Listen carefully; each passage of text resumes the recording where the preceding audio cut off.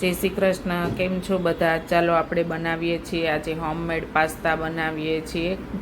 Pasta બનાવવા માટે મેં ઝીણા કટિંગ કરી લીધા છે, કાંદા કટિંગ કરી લીધા છે બારીક, કેપ્સિકમ ઝીણું કટ કરી લીધું છે, અને આપણે ગાજર છે એ પણ ઝીણું છીણી લીધું છે, અને સૂકું લસણ આપણે વાટી લીધું છે. લીલું લસણ હોય તો એ પણ તમે નાખી શકો છો.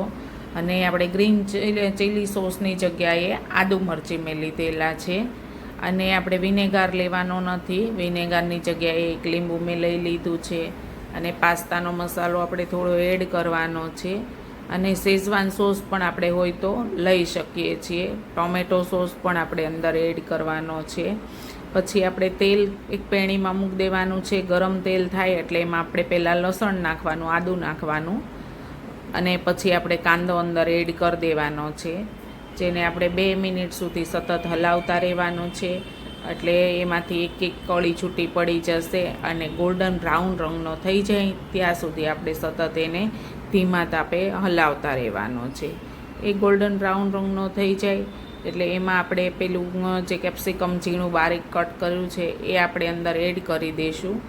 એને પણ આપણે મસ્ત ધીમા તાપે 2 મિનિટ સુધી આપણે હલાવતા રહેવાનું છે. એટલે કેપ્સિકમ અને કાંદો બેવ સાથે થોડોક ચડી જાય અને સતળાઈ જાય, એને ધીમા તાપે સતળાઈ જાય પછી આપણે જે ગાજર આપણે જે છીણું છે એ ગાજર આપણે અંદર એડ કરી દેવાનું છે. ગાજર એડ થઈ જાય એટલે એને પણ આપણે 1 મિનિટ સુધી આપણે ધીમા તાપે હલાવતા રહેવાનું છે. જો બસ બધું સબ્જી ચડી ગઈ છે પછી આપણે લીંબુનો રસ આપણે અંદર એડ કરી દઈશું.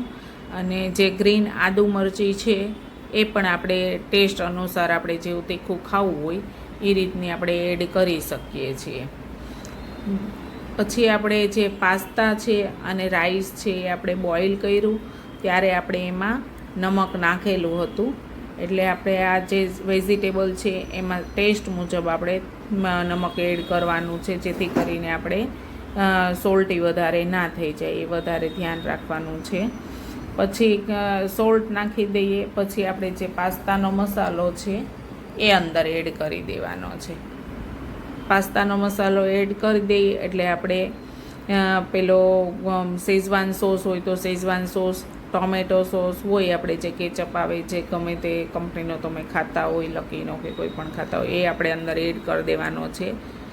એ બધો મિક્સ થઈ જાય ને પછી આપણે રાઈસ પહેલાં નાખી દેવાના છે. પાસ્તામાં હું મેક્રોની પાસ્તા લઉં છું એટલે એ છે ને રાઈસ અંદર મેક્રોનીમાં થોડા જતા રહે એટલે ખ્યાલ પણ ના આવે અને છોકરાઓને થોડો મેંદો પણ ઓછો થાય. એટલે પછી મસ્ત બધું હલાવી દઈશું પાસ્તા એટલે બધું એક સરસ મસ્ત બની જશે. જો તમે જોઈ શકો છો કે હવે કેવા મસ્ત આપણે પાસ્તા અને રાઈસ અંદર મિક્સ થઈ ગયા છે. અને એ ખાવામાં પણ હોમમેડ ખૂબ ટેસ્ટી લાગે છે, વગર સોસ અને કેમિકલ વગરના આપણે પાસ્તા છે જે હોમમેડ છે અને એકદમ હેલ્ધી બને છે. ઘઉંના પણ આપણે પાસ્તા લઈ શકીએ. જો ટેસ્ટમાં પણ બહુ મસ્ત બને છે. શેઝવાન સોસ પણ તમે અંદર એડ કરી શકો છો, એનો પણ ટેસ્ટ બહુ સરસ આવે.